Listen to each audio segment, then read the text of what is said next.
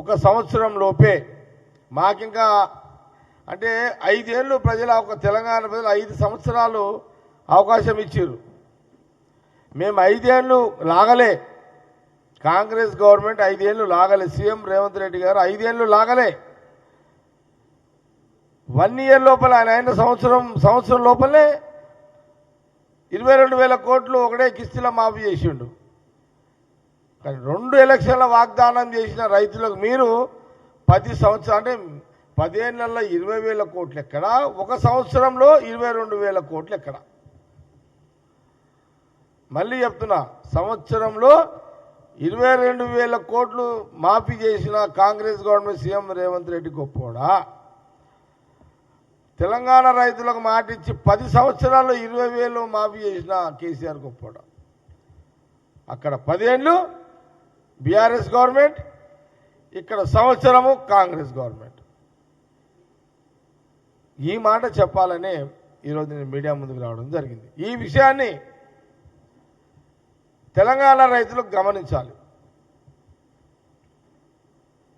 తెలంగాణ రైతులు గమనించాలని నేను మనవి చేస్తున్నాను. కేసీఆర్ 10 ఏళ్ళు, సీఎం రేవంత్ రెడ్డి గారు 1 ఇయర్. ఇక్కడ 22,000 కోట్లు, అక్కడ 20,000 కోట్లు. 10 ఏళ్ళు ఎక్కడ, 1 ఇయర్ ఎక్కడ?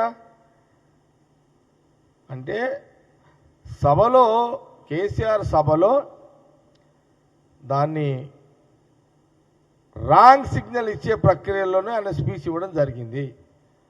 ఇది నిజమే కదా, నేను చెప్పిన దాంట్లో కల్పితాలు లేవు కదా, ఇది తెలంగాణ రైతులు గమనించాలని మీడియా ద్వారా యావత్ తెలంగాణ సమాజాన్ని ఆలోచన చేయండి అని నేను కోరుతున్నాను.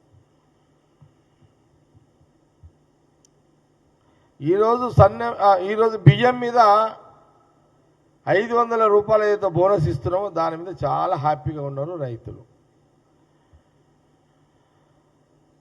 ఎందుకు? ఇప్పుడు సపోజ్ 1 ఎకరాకు ఒక 30 సంచులు అయినాయి అనుకోండి, సంచికి 500 వేసుకున్నా 15,000. 5 ఎకరాలు 2 ఎకరాల్లో వేసుకుంటే 30,000. 5 ఎకరాల్లో వేసుకుంటే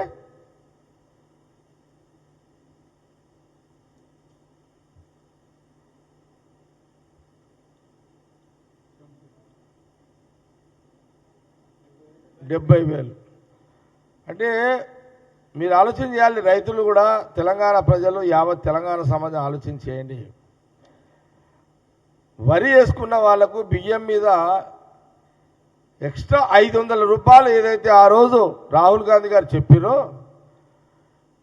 ఈరోజు సీఎం రేవంత్ రెడ్డి గారు అమలు చేస్తున్నారో,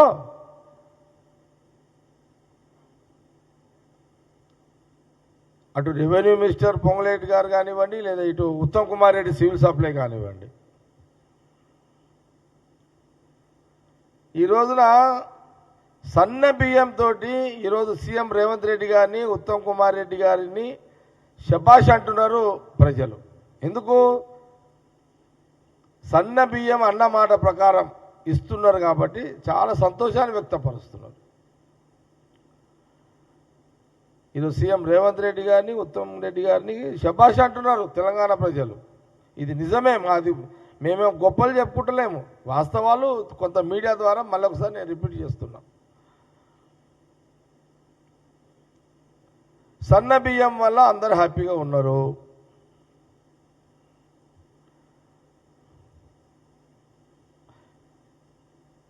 $500 ఎక్స్ట్రా ఏదైతే రైతుకి ఇస్తున్నామో, అంటే 5 ఎకరాల రైతుకి బోనస్ ఒక 75,000 వస్తున్నాయి అంటే అది హ్యాపీ కదా వాళ్ళకి. అది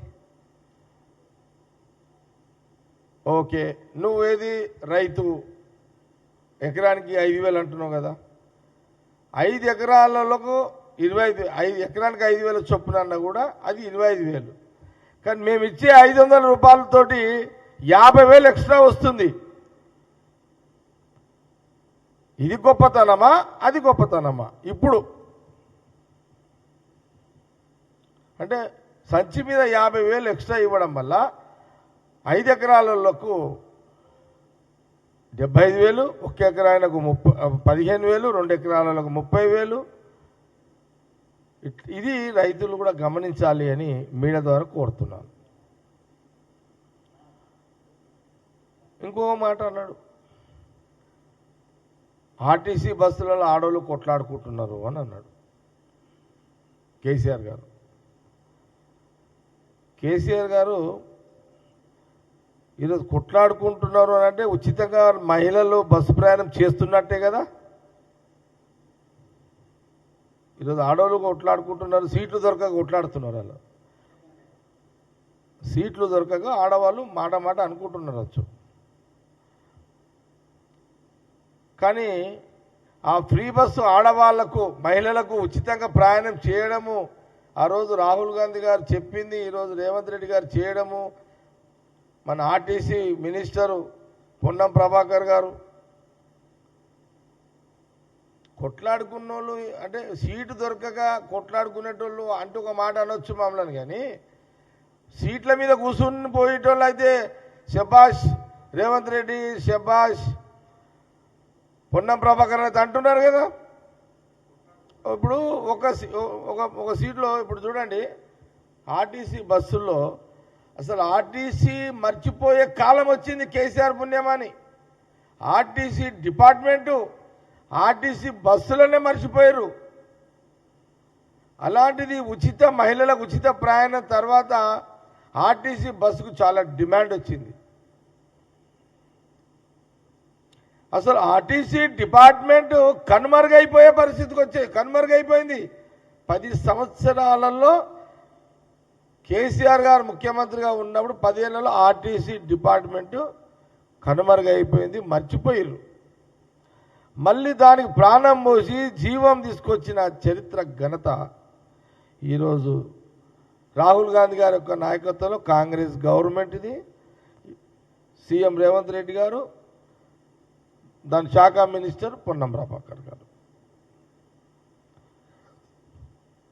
ఈరోజు కేసీఆర్ గారు కూడా ఆయన కూడా పెద్ద మనిషి వరంగల్ సభలో ప్రస్తావన తెచ్చిండు అని అంటే మేము సక్సెస్ అయినట్టే కదా.